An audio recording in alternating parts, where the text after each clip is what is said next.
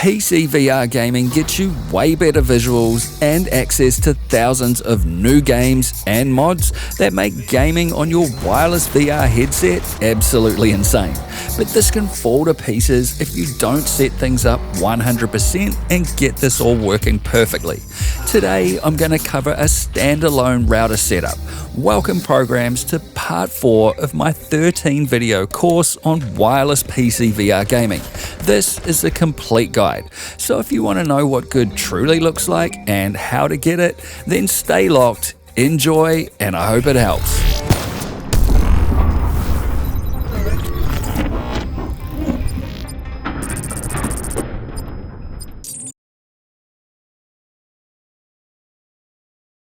If you want to follow along with this complete course, check the links in the description to the other videos and for the equipment I use personally. I'd strongly recommend you watch from the first video, and I'll tell you when to skip videos based on your specific VR setup. In particular, before watching this video, I'd recommend you watch the third Network and Windows Tweaks video in this course. That one covers some settings and tweaks that will prevent a lot of problems for you before they happen. First, for this setup, you'll need to disconnect any Ethernet cables you already have running from your PC. And also, in your Windows taskbar on your PC, disable the Wi-Fi on it. You do this to make sure you log in to exactly the right router.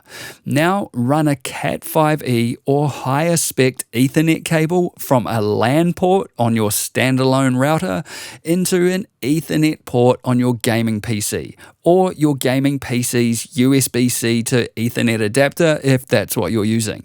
If you can't run that cable from your standalone router, then you'll have to go with one of the other setups I covered in the second video in this course. Now that you have a connection to your standalone router, you can log into it and get some information you'll need to set this up for VR. To do that, hit the Windows key on your keyboard, type CMD, and then click on this to open up a command prompt. In here, type ipconfig and hit enter again. In this list, you'll need to take note of the subnet mask and default gateway, which is your standalone router's IP address. So while we're here, let's go ahead and create a text file where you're going to note everything down as you go. Here, note down your router's subnet mask and IP address. Now, open up a web browser and paste the default gateway IP address in here and hit enter. Sometimes you'll be asked to confirm a couple of steps depending on which browser you're using and your Windows security settings.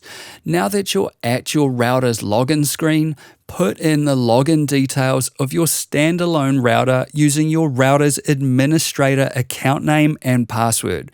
Note, this is not your Wi-Fi network name and password that you use to connect your phone or TVs to Wi-Fi.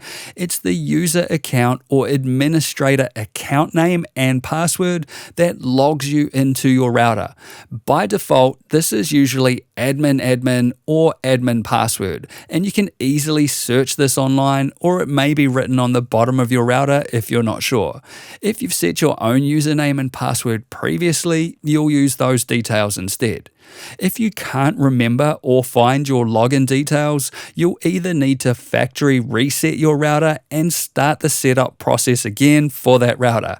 Or if you can't or really don't want to factory reset your standalone home router, you'll need to check the links in the description of this video and go back to the best routers, setups, PC specs video of this course and pick a new path to follow using one of these 5 setups I covered instead, which don't require you to log in to your standalone router. If you do know your standalone router's login details though, note these down in your text file. My login details are asus_58 as the username and home router password as the password. Pick a stronger combination than that, they're just an example for this video. From here, if you have managed to log into your router, the first thing to make sure you do is update its firmware. Outdated firmware is not ideal. Some routers can do this themselves from inside the settings, and other routers you have to download and install the firmware update manually yourself. On an Asus router, you'd click on the firmware version up the top and check for any updates, then install them if there's one available.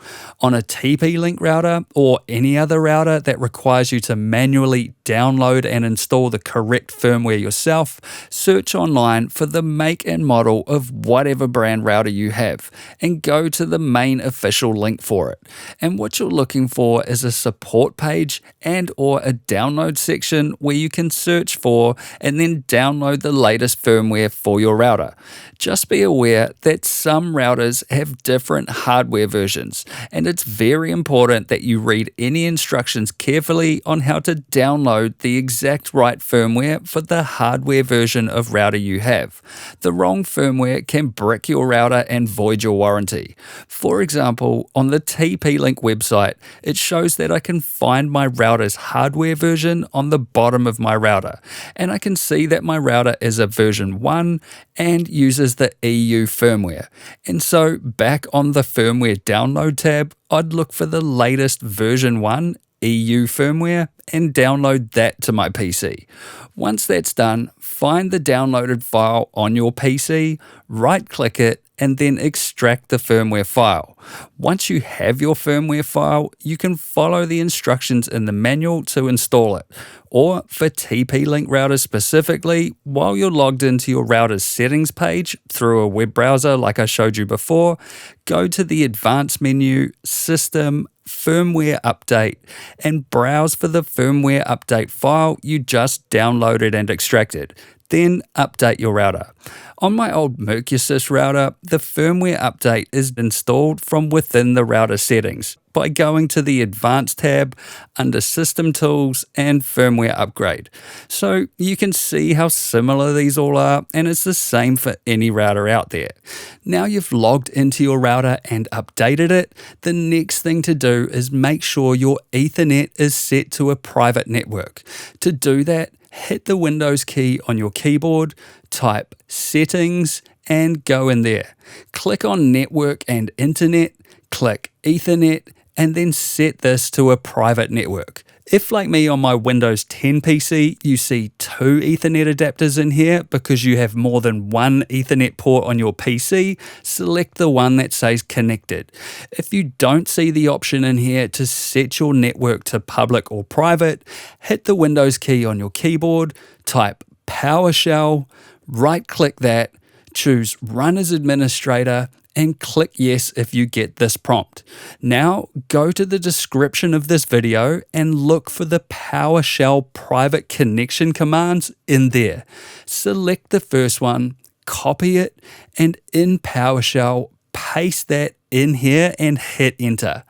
In this list, look for the interface alias Ethernet entry, and below that you'll see an interface index number.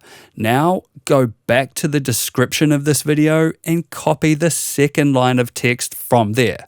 Paste it into PowerShell, copy this interface index number, and then replace the index number section of this command line with that number. Now hit enter.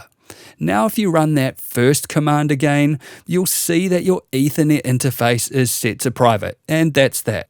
With all that done, before we get into router settings, let's talk about router placement. Ideally, you want your router at least 1 meter off the ground, within a few meters of your play space, and with the long edge of the antennas facing towards your VR headset. So if your router has to be up high, angle the antennas down towards you. Similarly, if your router has to be down low, angle them up towards you. In these two cases, higher router placement is better. I bought one of these light stands to keep the router I use for my VR headset at head height, held in place with some sticky Velcro strips. Most importantly, you want a clear line of sight between you and your router, so no walls or major obstacles blocking the way. If you can't can't make all of these happen, then 100% get a dedicated VR router and go with one of these 5 setups I covered instead. If you have any questions, hit me up in the comments and I'll help you out there. Now you're logged into your router, it's up to date, your network is configured, and you know where to best put your router, you need to know what the best router settings are and the best Wi-Fi channel to choose to get the best quality and speeds out of your VR headset. To know that, you can check the links in the description of this video and go to the best router settings and Wi-Fi channels video in this course. And that's it for this video. You can help support this channel and get exclusive content over on Patreon. And if you like this video, then hit the like button, have your say in the comments below, and hit the XO logo to subscribe if you wanna. I'll see you in the next one. Peace.